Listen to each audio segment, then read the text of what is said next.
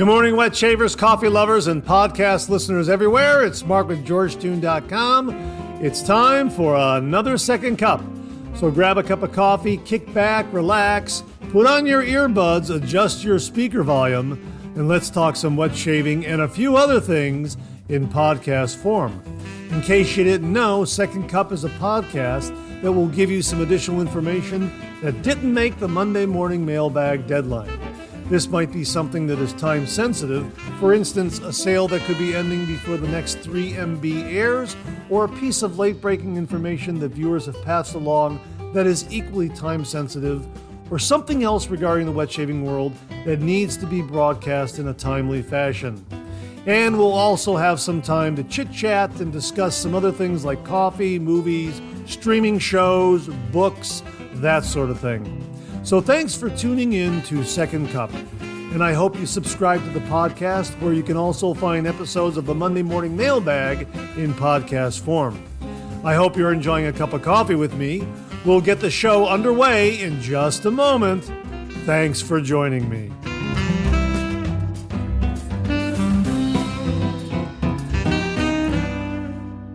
Well, good morning, everyone. It's Monday, February 6th, 2023. It's another Second Cup podcast. Thanks so much for joining me this morning. I got to tell you, you may know this by now that I record these Second Cup podcasts on Sunday morning into Sunday afternoon, that sort of thing, because it features late-breaking information and other items that come about after the Monday morning mailbag has been edited and uploaded and in place, that sort of thing. And it really is the perfect vehicle for gathering up some little bits of information that viewers and listeners will pass along. And we've got some great stuff today to share with you that came in at the last minute, which is why this podcast was created. But anyhow, the reason why I mentioned that it's Sunday is that viewer Bill Murphy sent along some recipes, and we featured those in today's Monday morning mailbag. And there was a 3-ingredient pot roast, the 3-ingredient pot roast recipe that he sent along. And I am making that right now in my crock pot slow cooker. And the scent that is in the kitchen right now is fabulous. It is wonderful. My gosh, I am so looking forward to this Sunday meal. Believe me, try this recipe, this 3-ingredient pot roast. The scent is just awesome. And I'm really looking forward to having that Sunday meal today. I'm going to make some whipped potatoes and also have some golden corn. It's going to be great. So my thanks to Bill Murphy for passing along the recipes. I hope you get a chance to visit the link where you can download those recipes from Bill Murphy in PDF form. So I just want to remind you of that. Well, we got some great information this morning. Wanted to share with you some late-breaking information that came in from Bill Murphy and also Mark Bagwell. Coincidentally, they sent along similar information. Mark Bagwell sent along a post that was on Facebook from Robert Chipola of Hoffman's Shave and Soap Company. And on that post, Robert wrote, "Still taking pre-orders. Based on current pre-orders, I'm pretty sure this will sell out. Happy shaving, peeps." Well, what is this? Well, Bill Murphy wrote, "Hi, Mark. Here are a few new items coming from Hoffman. Space Boy Shave Soap sounds like something I will definitely buy. Have a great day. Thanks, Bill Murphy." Yeah, Space Boy Shave Soap. What is Space Boy Shave Soap? This is what Mark Bagwell was referring to. Space Boy Shave Soap, 4 ounces, $21. All right, this is a February pre-order. Space Boy is a root beer ice cream float dream. The scent notes are root beer, vanilla, and ice cream. How about that? And we've talked about the W.M. Newman and Company Old Fashioned Soda, which is a root beer scented shaving cream and shaving soap. They never seem to have it in stock when you're looking for it. The aftershave and the balm is always sold out, as is the shave soap or the shave cream. And I was lucky enough to get the shave cream, and it is marvelous. If you like a root beer float, old-fashioned soda is terrific. But here's another one from Hoffman's Shave and Soap Company, Space Boy Shave Soap. This is a root beer ice cream float. Wow. And yeah, I think it's going to sell out quickly. So I will have links to that below so you can check it out. They also have another shave soap called Black Hollow Shave Soap. This again is 4 ounces, $21. This is the alter ego to our Red Hollow release, a wonderful chocolate and amber gourmand scent.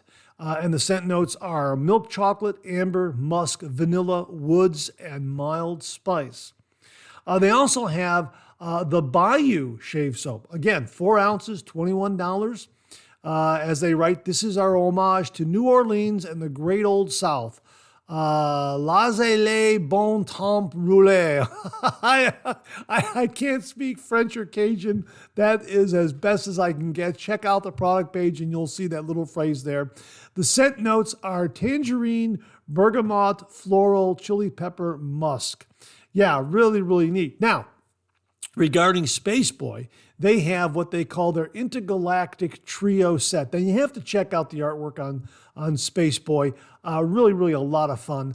But the Intergalactic Trio set, you'll understand, when you look at the artwork, you'll understand why they call it the Intergalactic Trio set.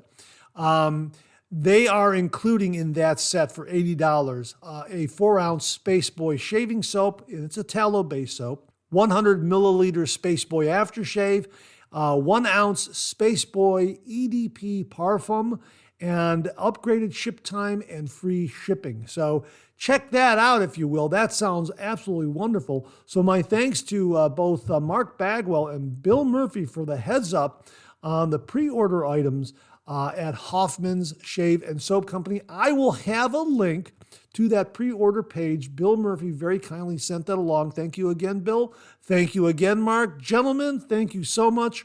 Really, really do appreciate it. Have you heard of dermaplaning? Are you familiar with dermaplaning? This is something new to me. Tim Whitcup very kindly sent along a link to the Leaf website, leafshave.com. They're famous for the Leaf shave razor. And they have a dermaplaner kit. Now, what is dermaplaning? Well, I did a little research online and I found an article from cosmopolitan.com. And they write, if you regularly fall down a beauty TikTok hole like I do, then you've probably already stumbled upon the magical world of dermaplaning, the cosmetic treatment where a dermatologist or esthetician gently exfoliates your face with a scalpel. Sounds intense, but it's actually painless, quick, and effective at removing dead skin cells and peach fuzz to leave your skin looking brighter and softer. Now, they asked the question here, is dermaplaning the same as shaving? No, dermaplaning is not the same as shaving your face. Though they're very similar, dermaplaning delivers exfoliation along with hair removal. It goes on to say that this is something that you make an appointment for and you see a dermatologist or other professional that does this sort of thing. And I guess the procedure is done once a month, 3 to 4 weeks, something like that. And it's primarily for the ladies. Well, Leaf Shave has a dermaplaner kit for $59. And as they write here on their website, an all-metal, zero-waste kit for removing peach fuzz, maintaining brows, and exfoliating skin with an earth-friendly footprint. Home dermaplaning is growing in popularity, but the available tools are either wasteful, single-use plastic, or high-priced wands with expensive blades encased in plastic. The same problems that plague shaving razors. Our mission is to change the way we groom and maintain our hair, so we've designed a better tool for dermaplaning with none of the plastic. You're going to love it. And I will link to the dermaplaner kit. Again, it's $59. This is something new to me. It's primarily for the ladies, although there is some other information online where men might use a dermaplaner tool in order to do a quick touch-up in between shaves, I guess. I'm not entirely sure. This is very, very new to me. If you have any additional information regarding this process and procedure, please email me at mondaymailbag@gmail.com, and I'll share that with the viewers.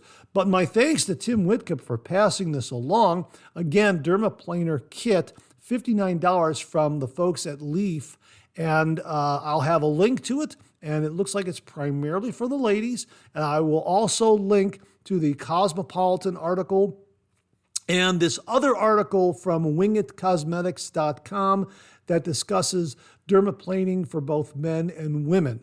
So thanks very much to Tim Whitcup for passing this along. I really do appreciate it. There you go, folks. I'll have all the links below. Mark Bagwell sent along something very, very interesting regarding Listerine. And he writes, this is a page of very old Listerine ads. The ad is nestled between paper ads from the 1930s, so I'm thinking it's from that time period.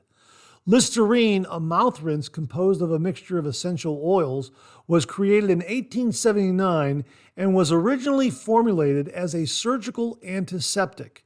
In spite of its known antimicrobial properties, it was thought of as a product in search of a use and promoted as a deterrent for halitosis and as a floor cleaner. Well, Mark also included an image or images of some of these ads touting Listerine as an aftershave. This is from the 1930s, the 1920s and 1930s.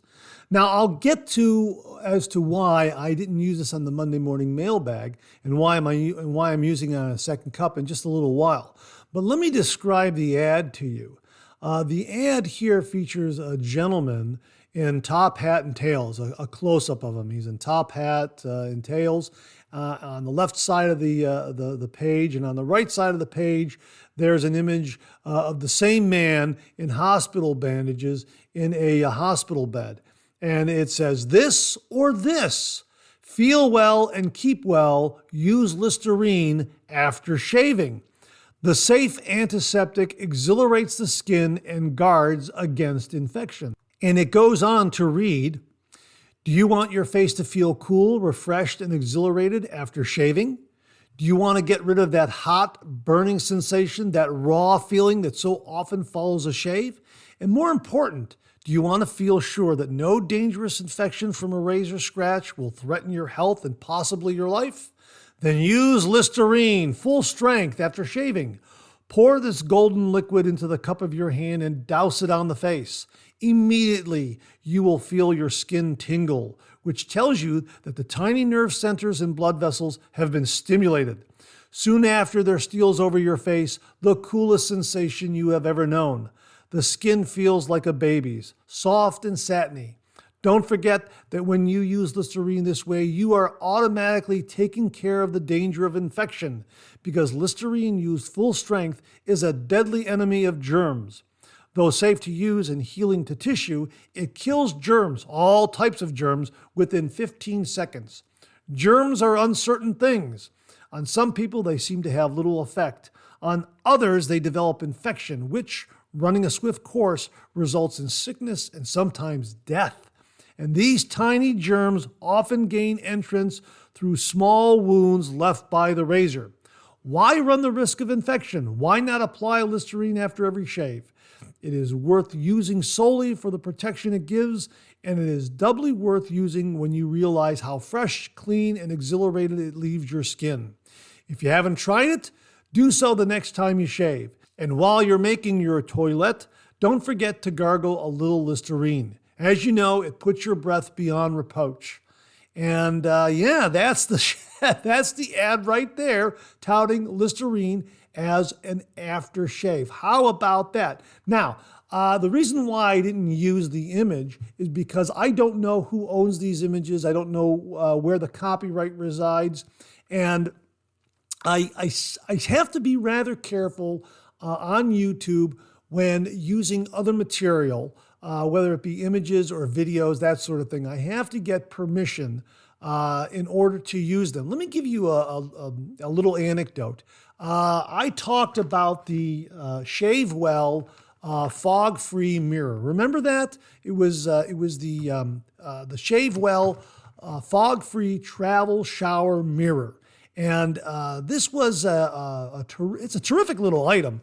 It has a little suction cup, and it's plastic, and it's fog-free. You just run it under the hot shower water, and there's no fog on it, and you can just suction it to the side of your shower wall, and you can do a shave in the shower or a head shave. I use it whenever I head shave. It is very, very useful, and it travels very, very well. It's rather compact.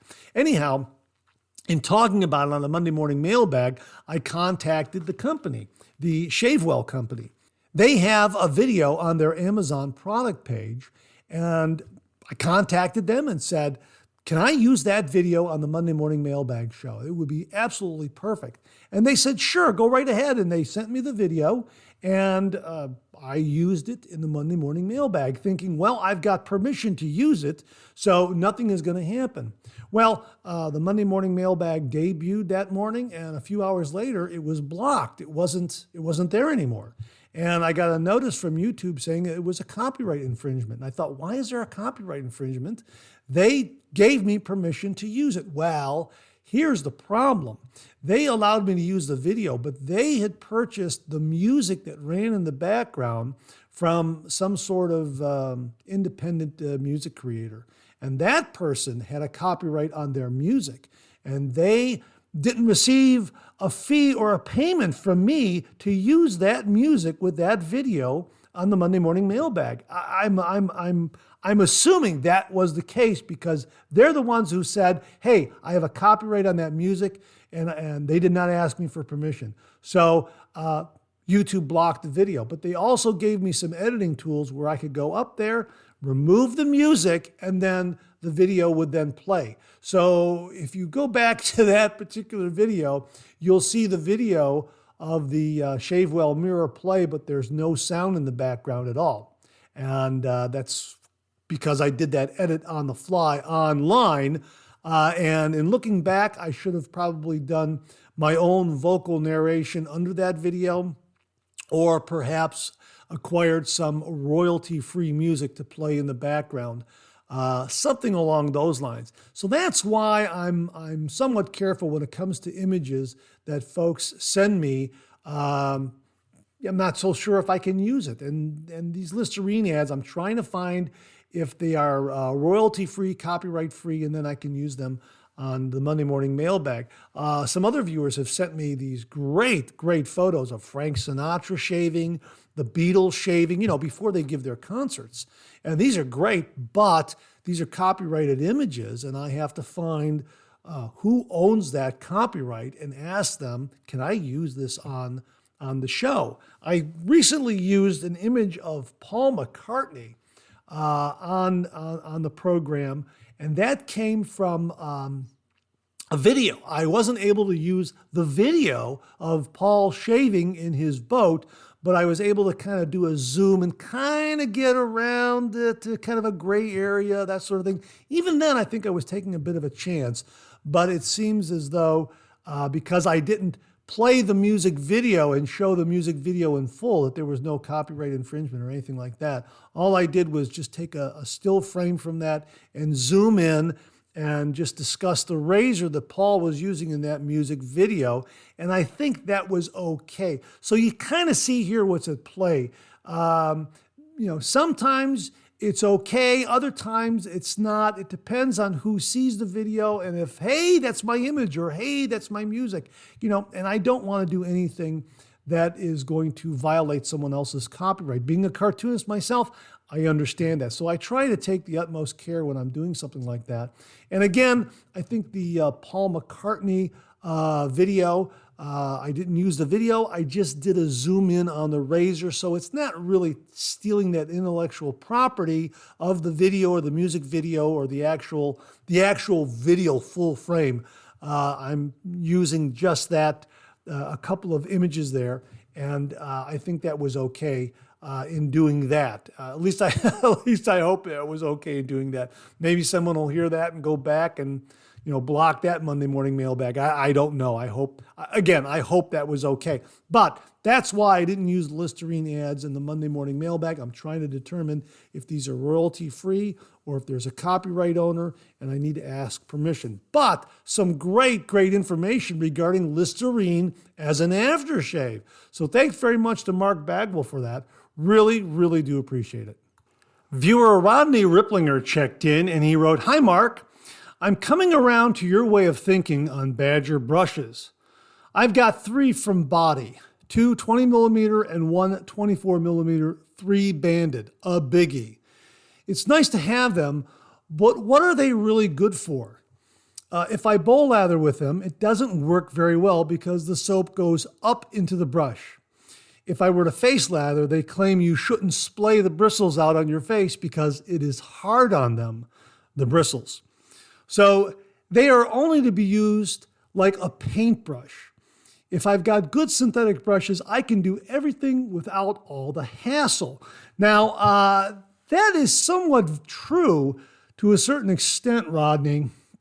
I have found from the viewers, and the viewers were very, very helpful with this, that a Badger brush is more of a finesse shaving brush. Yes, I bowl lather primarily with Badger brushes. Viewer Simon Hasenovs very, very kindly sent me a silver tip Badger brush. Now, this was a homemade project, the DIY project that he did. And he purchased the silver tip Badger brush knot, and then he affixed it into a Yaki handle, and he very kindly sent that along to me. He also sent another one that we gave away in a prize giveaway recently. Anyhow, I found through viewers' comments, and they were very, very helpful, that yes, you use it as a paintbrush. If you're going to face lather with it, you don't splay it out. You use it as a paintbrush. You use a back and forth motion on this in order to build that lather. And it works very, very well that way. And the same thing is true with bowl lathering with a Badger brush. My experiences with bowl lathering with a Badger brush, and this goes back a ways. I haven't used the silver tip for bowl lathering, and now that we're talking about it, I'm going to. However, the early use I've had with a Badger brush was one from Viking's Blade, which was a very good Badger brush. It wasn't silver tip, but it was a very, very good Badger brush. And I learned kind of early on that it is better for bowl lathering. Now, I didn't know why at the time. I just used it that way. And I got some very, very good results. Although, when I moved over to a synthetic brush, I could be a little more heavy-handed, a little more robust with it, let it splay out, build a lather. They were great for face lathering. And that's why in my videos you hear me talking about a Badger brush for bowl lathering and a synthetic brush for face lathering. And then I just came around to the thinking, thinking that, you know what, synthetic brushes just work great for both bowl lathering and face lathering. And that's really what I use primarily, with the exception of that silver tip Badger brush. That's a wonderful, wonderful brush. And I enjoy pulling that one out and using it. And it is more of a finesse kind of approach with the shaving brush, much like you use a light touch with a razor and let the razor do all the work. It's the same thing with the Badger brush from what I have found, that you just use it to paint on the lather, use a lighter touch, because if you push that brush into your skin or into the bowl, it's going to eat that lather. It's going to drive that lather into the base of the knot. You want to keep it towards the front of the knot, towards the top, the tips of the knot. That's what I found. And if you use a little more finesse and a little bit of a lighter touch and a painting motion in both the bowl lather and on the face, you will get a really, really nice lather from a Badger brush. So really, the synthetic brushes have come so very, very far, and there are animal cruelty issues with Badger brushes and that sort of thing. So I think synthetic knots moving forward are just going to be dominating the market. And who knows, Badger brushes might be a thing of the past. But if you do have a Badger brush, just know that it is a painting motion. It is a lighter touch. It's a little more finesse. And my thanks to all the viewers and listeners out there for passing along those very, very helpful tips and tricks, because that's how I learned how to use a Badger brush, from the viewers. The viewers are absolutely fantastic, and they have really passed along some great information. So my thanks to them. So Rodney, that's kind of my view on Badger brushes. Now, he goes on to talk about, Rodney, that is, goes on to talk about a gentleman that he watches on YouTube named Pegleg. I don't have a link to his channel. If Rodney passes that along, I'll be very happy to pass that along. And Rodney writes, this fellow does something in his shaving routine that I'm adopting. After his shave and before applying any balm, witch hazel, or aftershave, he washes his face with any leftover shave lather that he has. In doing so, when using an artisan soap, he is replacing many of the oils he has removed by getting a close shave. He then leaves the soap on his face for a short while so the good ingredients can sink in. I tried it and it works for me too. You know how you can sometimes feel a little stubble yet after shaving? That goes away after an hour or so? Well, I used Wet the Face's Nordic Skies soap, and that sensation was very much diminished or non-existent when I washed my face with its lather. I left the soap on my face while I cleaned my bowl, brush, and razor. Then I rinsed off and then applied balm and aftershave. I like this method, as I always hated not using the surplus lather I had left over. Now I can honestly feel I'm not being wasteful and get a benefit too. Rodney, hey, thanks very much for this. This is absolutely fantastic. Really appreciate you passing this along. And we've had this before from viewers about using that leftover lather to wash your face, but you're giving some additional information and additional reasons to do so. So thank you very, very much for that. Really do appreciate it. So there you are, folks. If you don't want to be wasteful of that excess lather that might be there, hey, go ahead and use it after you're done with the shave. Wash your face once more, let it sit on the face, let it kind of drink in, because there are some great skin food ingredients with these artisan shave soaps, no doubt about it. Rodney, thanks very much for passing that along. Really do appreciate it. Now, before I get out of here, I wanted to recommend a movie to you. It's called Night and Day, and night is spelled K-N-I-G-H-T, and you'll know why as you watch the movie. It stars Tom Cruise and Cameron Diaz, and it's directed by James Mangold. James Mangold happened to direct Ford versus Ferrari, which was a terrific movie. And this movie is wonderful, Night and Day. It is a terrific action-packed thrill ride. Well, that's how they describe it here on the Amazon page here. It's available on Amazon Prime. And as they write here, Tom Cruise and Cameron Diaz star in this action-packed thrill ride that will keep you on the edge of your seat. When a small-town girl named June, Cameron Diaz, meets a mysterious stranger, Tom Cruise, she thinks she's found the man of her dreams. But not only does she discover that he's a fugitive super spy, she's thrust into a scary cat and mouse chase that spans the globe. Yeah, that summarizes it perfectly. It was a lot of fun. I really enjoyed the action and the interplay between Tom Cruise and Cameron Diaz. Really a terrific movie. Again, a lot of fun, and you'll know why it's called Night and Day, night with a K, as you watch the movie. Just really terrific. Tom Cruise was terrific in this movie.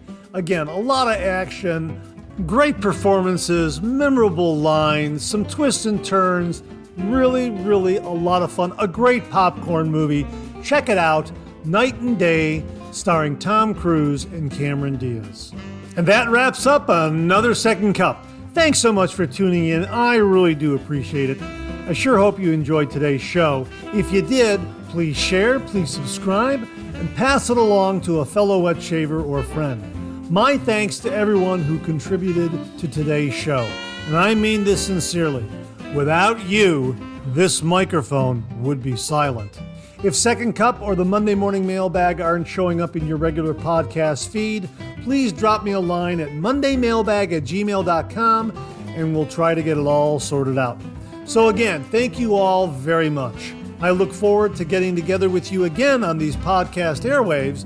Until then, enjoy the day, enjoy your shave, and enjoy that second cup.